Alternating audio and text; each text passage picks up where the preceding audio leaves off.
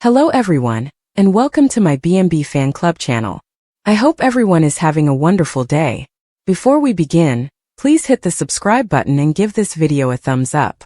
Luna had always believed that light could overcome any darkness, including the type that settled within a person like poison. She held on to that conviction through every legal session, every whispered accusation, and every night she lay awake in her cramped jail bed, wondering how her life had devolved into a maze of betrayal and half-truths. But belief was frail. Finally, it shattered when the floodlights turned on behind her, and the guard screamed for her to stop. She had been alive for hours before that moment, afraid, determined, and far more alone than anyone should ever have to be. The air within Hawthorne State Penitentiary was constantly chilly, regardless of the season. Concrete walls had a way of absorbing warmth. That evening, Luna perched on the edge of her bunk, reviewing the same message she had read every day for the previous 2 months. She knew the words by heart, even though the ink was smudged at the fold line from many openings. It was not your fault. Never put your trust in anyone. When the moment comes, run. E. Elias. The only person who still thought she was innocent. She shouldn't have kept the note at all. During her shift, one of the kitchen workers placed it inside her laundry uniform pocket. She remembered how his hand shook. Since then, she had treated it as if it were scripture. Footsteps echoed down the passage, steely and rhythmic. Luna slid the message under the thin mattress and stood. Officer Rayburn approached, broad-shouldered and furious, the keys on his belt clattering like restless chains. "Lights out in 5, he exclaimed. "Move if you need to." Luna nodded, but she had no intention of leaving. When he went on, she let out the breath she'd been holding. 5 minutes. Elias had informed her of the schedule in his coded texts. 5 minutes after lights out, Cell Block C's monitoring system would loop for precisely 90 seconds. Enough time for someone prepared and desperate to slip into the utilities maintenance corridor. Luna has spent weeks preparing for this moment. She had studied guard rotations, stolen a maintenance badge, and hid a pair of used sneakers beneath her cot. She had envisioned each step as choreography, quiet, precise, and fast. However, the human heart had a way of destroying even the most precise planning. Her fingers trembled as she tied the laces on her shoes. She remembered her mother, who still came every Wednesday and always cried when she hugged her goodbye. She considered the people who believed the lies spread about her. She reflected on the one truth that mattered. She had not killed anyone, and she refused to die behind bars for a crime she did not commit. When the jail lights turned off, the darkness provided a weird comfort. She inhaled, exhaled, and moved. Her bare feet padded over the cement floor. She approached the bars and waited. The looping camera feed had begun. She could tell because the gentle hum of the hallway monitor changed tone. The lock was old. Rayburn rarely inspected it since no one was crazy enough to attempt it, especially with armed guards stationed at both ends of the block. But Luna had learned how to angle a chipped toothbrush handle just right to slide between the bars, and how to slowly twist until the mechanism within seized. She had only tested the trick twice previously, short enough to avoid suspicion but long enough to know it worked. Tonight it worked again. The bars swung open by an inch. Luna slid into the passage and kept her body low. Her pulse pounded in her ears, but she forced herself to remain calm. 30 seconds have passed. 2 cells down, she discovered the maintenance grate, rusted and partially hidden beneath an abandoned cleaning cart. She knelt down, pried it open, and crawled inside. The metal felt cool against her palms. She replaced the grate carefully, taking care not to make it clang. Then she crawled. The tunnel was tiny and stale, with a slight smell of bleach and old dust. Her knees rubbed across the rough metal ridges. She proceeded into the darkness based on recollection, turning left as her fingertips brushed the bolted seam Elias had mentioned. Another 30 seconds passed. Sweat had accumulated on her hairline by the time she reached the vertical staircase leading to the loading area. She started climbing after wiping her palms on her jeans. The hatch was located at the top. She pushed it open carefully. The cloudy, faraway night sky greeted her. Cool air flowed over her skin, enticing after months spent indoors. A row of dumpsters and a white transport van idled near the far gate, but the loading bay was otherwise empty. Her heart leaped. Elias had mentioned a van would be waiting, but he had not specified who would be inside. She slipped out of the hatch and dropped silently to the asphalt. 2 men stood by the van. One lit a cigarette while the other checked his watch. Neither wore a guard uniform. Trouble crept up Luna's spine. The smoker then turned, spotted her, and tossed his cigarette aside. "There she is," he stated. "Right on schedule." His tone was too nonchalant, too comfortable with violence. Luna froze. "Who are you?" "Friends," the second man replied. "Elias sent us." But his tone was off, slick, scripted. Luna backed up 1 step. "No," she whispered. "Elias wouldn't send strangers." Both men approached her. Panic rose. She ran. She rushed for the west fence, her lungs burning and her legs pumping across the uneven concrete. Behind her the men yelled. The van's engine revved. The headlights flared like twin suns. She approached the fence, grabbed the chain links and began climbing. The metal bit into her hands. Below, the van came to a halt. Doors slammed. Footsteps pounded. "Do not do this," one of the men yelled. "We're trying to help you." Luna did not believe him. She climbed higher. When the first gunshot rang out in the darkness, she hooked her foot over the top railing. The sound reverberated like a fierce heartbeat. She flinched, lost her grip and slipped, only to save herself at the last moment. Another shot. The bullet struck the rail beside her hand. Luna's breath tightened. She swung her leg over the fence and prepared to land on the other side. And then a flash. An ache like fire erupted through her ribs. She fell. The world spun in fragments.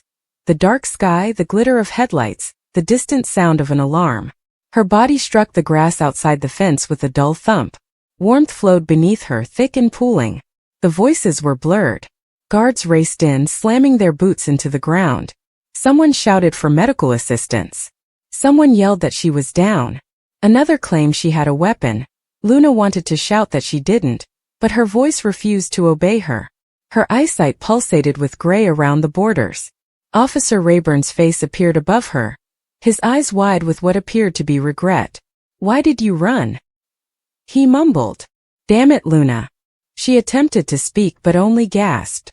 He clamped his hand over the wound, hoping to stop the bleeding, but blood streamed through his fingers. Luna found it strange how quiet everything felt. The turmoil, the shouting, the metallic taste of fear. It all faded into something muffled and distant, almost peaceful. She blinked slowly, bringing the sky above her into full focus. It wasn't completely dark. Tiny threads of starlight were embroidered across it. She had forgotten how wonderful the night might be. Her thoughts wandered, to her mother's warm, trembling hugs, to Elias, whose unshakable faith had been the only pillar in her sinking life, to the child she'd once been before accusations imprisoned her. A girl who enjoyed drinking morning coffee and danced barefoot in the kitchen. A girl with much bigger goals than the little town that eventually turned against her. She hoped she could tell them the truth, that she had been framed. She'd trusted the wrong people, and it had cost her everything. But the truth would remain hidden inside her chest, unheard. Rayburn's voice quivered. "Stay with me, Luna. Don't give up." But she felt herself sliding, the darkness rushing over her like a tide. She was no longer terrified of it. Not after all. Another guard exclaimed. "The shooters weren't ours. They approached from outside the perimeter." That mattered. It demonstrated she had been correct, not about freedom but about risk. Elias had not betrayed her. Someone else had stepped in, someone who wanted her silenced. If she could have grinned, she would have done so. But her body stopped obeying her, and her breath became shallow, scarcely disturbing the cool air. Her last conscious thought was about the message underneath her mattress. Never put your trust in anyone. Then the world went silent. When paramedics arrived, Luna's heartbeat had dropped to a faint flutter, and then stopped completely. Rayburn backed away as they confirmed what he already knew. Around him, the prison lights glowed red. Officers hurried to seal the perimeter, tracking down the individuals who had escaped into the night, leaving chaos in their wake. Within hours, rumors grew that Luna was armed, had attacked a guard, and that her escape attempt was reckless, desperate, and fatal. But a handful whispered a different story, one of conspiracy, corruption, and a girl who had never given up battling for the truth. Elias would learn the news days later, sitting alone in a small motel room far from Hawthorne. He gripped the bed's edge till his knuckles grew white. Then he would close his eyes and hate the universe for taking Luna from him. He was so close to telling the truth about the crime she had been accused of. So close to prove her innocence. He reread her farewell note, wrinkled and faded from being folded in his wallet. It was not your fault. He wondered if she still believed it in her final moments. Perhaps she blamed herself for trusting the wrong people. Outside the motel window, rain began to pour steadily at first, then in sheets. Elias stood there watching it streak down the glass. His reflection shifted in the window pane. Tired eyes and unshaven jaw, a man hollowed down by shame and sadness. He muttered her name. The storm responded with thunder. He knew what he needed to do immediately. Luna's death would not mark the end of the saga. Not if he still had the breath to tell her the truth she had died for. Her brightness had not survived the darkness, but that didn't mean it couldn't still shine through. And somewhere in the shadows outside that motel, the men who had murdered her were not finished. They had hushed Luna, but they had not erased what she or Elias knew. The world assumed Luna had perished attempting to flee. But the truth was much more dangerous. And it's far from over. Luna was shot dead while attempting to escape from prison, a fitting conclusion for her. The words first appeared in the tabloids, then on the evening news, and finally in the group chats of everyone who had ever loved her, despised her, or simply watched her burn through lives on daytime TV. By morning the title was everywhere. Bold and beautiful star gunned down in daring prison break. The photo they used was an old one, red dress, diamond earrings, the half-smile that used to make millions of women lean closer to their TVs. Nobody utilized the mugshot. Not yet. The public was unprepared to witness Luna Noel wearing a jumpsuit and a busted lip. The official report at Iron Ridge Women's Correctional, a maximum security facility, was clinical. Luna Catherine Noel, 38, inmate number 48719, scaled the inner gate at 217 while on a scheduled block transfer. She neutralized one guard with a shiv crafted from a sharpened bed rail, stole his keycard, and made it as far as the no-man's land between the two perimeter walls before being caught by the tower spotlight. 3 warning shots. The 4th step is to centralize the mass. She was pronounced dead at 2:41. The Department of Corrections described it as a tragic but justified use of force. The supporters declared it murder. Inside the visitor's room, which hadn't seen a guest in 6 months, a solitary television chained high in the corner aired the surveillance footage on repeat for anyone who wanted to view. Most inmates did not. They had known Luna. Some had adored her obsessively, as only fellow lifers can love someone more famous than themselves. Others hated her for the same reason. Regardless, the room remained quiet save for the faint hum of the set and the occasional cough. Rich Forrester never watched the footage. He was in Paris when the call came in, standing on a hotel balcony overlooking the Seine, pretending he still knew how to feel something authentic. The producer broke it to him softly at first, then harshly when Ridge didn't respond quickly enough. "We need a statement from Ridge. The network is being butchered online." Ridge stared at the river until the water blurred, then said the only real thing he could manage. "She always claimed she'd go out shooting." That bit was deleted from the original release. Steffi Forrester returned to Los Angeles and booked the first flight home from Milan. She informed the pilot that it was a family emergency. Technically true. She spent the entire 8 hours staring at her phone's black screen, frightened to switch it on, afraid of what the internet would say about a woman who had previously attempted to murder her. When the plane landed at LAX, the first text she received was from her mother. "Don't come to the house. The press is camping on the lawn." Steffi went anyhow. She needed to know if Taylor was sobbing. She was not. Taylor was drinking vodka from a coffee mug, while rewatching past episodes like they were home movies. At Forrester Creations, the conference room that once housed fashion emergencies now hosts a new type. Eric sat at the head of the table, looking 20 years older than he did the day before. Hope wiped away tears that she refused to accept. Liam waited at the window, pretending he wasn't waiting for a text from Steffi that never arrived. Carter attempted to explain the legal situation, defamation actions from Luna's remaining admirers, prospective wrongful death lawsuits from whichever lawyer her mother found. Nobody was listening. Brooke kept stroking the empty chair where Luna had sat during fittings, rubbing her fingertips over the leather as if it were still warm. When Bill Spencer heard, he flung a crystal decanter against his office wall. The news announcer referred to Luna as the most dangerous femme fatale in soap history. Bill laughed so hard that he couldn't breathe before pouring himself another drink from the emergency bottle he had in the drawer. He still had the gun she'd once held to his head in a safe at home, unloaded, fingerprint locked, a memento from the night she threatened to kill him if he ever left her. He pondered pulling it out and rotating the chamber like in the movies, but decided he was too old for melodrama. Luna had done plenty of it for both of them. In Iron Ridge, a guard called Ramirez, the one whose keycard Luna stole, sat in the warden's office, shivering so violently that the chair creaked. He kept saying that she had looked him in the eyes and smiled just before taking the card. Like she was flirting, he remarked. The warden noted possible Stockholm Syndrome in the report and suspended him pending a psychological evaluation. Ramirez did not argue. He had been dreaming about that smile every night for 3 months.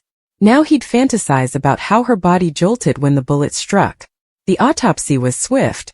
One round .308 passed through the sternum, destroyed the heart, and exited below the left shoulder blade. There were no narcotics in her system, which surprised everyone who remembered the pill parties. Tattoo inventory includes a little crescent moon on her inner wrist and the initials RF stamped over and scarred through so many times it looked like a barcode, and over her ribcage in flowing letters, "I was not built to break." The medical examiner recorded everything before covering her with a sheet and wheeling her to the freezer like any other Jane Doe. It appears that fame terminated at the morgue door. Wyatt Spencer arrived from Hawaii without informing anyone. He rented a car under a false name and drove directly to the prison. The visitor's gate was shut and crowded with media. He parked half a mile away and walked around the perimeter until he reached the location where it happened. Yellow tape blew in the arid breeze. A black stain remained on the dirt, too much blood for the cleanup staff to brush away in one night. Wyatt crouched, touched it with 2 fingers and wiped them on his jeans, like a child who had discovered something forbidden. He lingered until dusk, long after the news vehicles had departed. Deacon Sharp closed Il Giardino for 3 days, officially for refurbishment. He sat at the bar with a bottle of the low-cost tequila Luna, used to order when she wanted to feel something genuine. He spoke to the empty bench next to him as if she were still there, legs crossed, starting a cigarette she wasn't supposed to have. "Couldn't you just serve the time?" he stated. "Had to make it a damn season finale." He laughed, sobbed, and laughed again because that's what you do when the lady who once put your bed on fire burns down the entire house. Sheila Carter, medically dead, legally difficult, but yet very much alive at a safe house in Fresno, watched the news on a burner phone and smiled like only Sheila could.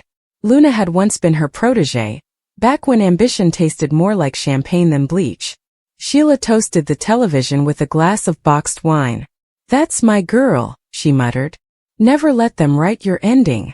The funeral resembled a circus. The state buried her in a pauper cemetery with the name Katherine Johnson. No headstone, just a number. The supporters would not have it. Within 48 hours, a GoFundMe campaign generated $2 million for a decent burial. They chose Forest Lawn, plotted next to Marilyn Monroe, since Luna would have despised the cliché and relished the spotlight. The service was invitation only, but half of Hollywood showed up nonetheless. Black veils, designer mourning, paparazzi cameras flashing like lightning. Ridge arrived late and stood at the back, hands in the pockets of a coat worth more than most people's cars. He watched them drop the casket, white of course because Luna never met a dramatic decision she didn't make, and felt nothing but the old anguish of needing someone who only existed when the red light turned on. When it was over, he fled before anyone could request a quote.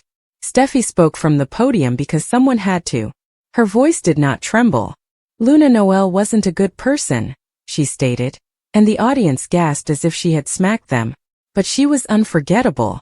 Then somehow that seems worse. She walked down into stunned quiet. Then the applause began slowly and increased until it sounded like thunder. Hope laid a single white rose on the casket and said, "I forgive you," even though she hadn't. Liam stood behind her, pretending he wasn't thinking about the 3 days Luna kept him locked in a wine cellar. Bill didn't show there, couldn't risk the optics, but he sent dozens of gardenias, until the air reeked of sweetness and rot. That night, the bold and the beautiful authors met in secret. The actress and the character had both died, but ratings remained ratings. They pitched a twin sister, a ghost, a dream sequence, and a recast. The showrunner shut them all down. "Let her stay dead," he murmured. "For once, let the story end the way it began, with a bang."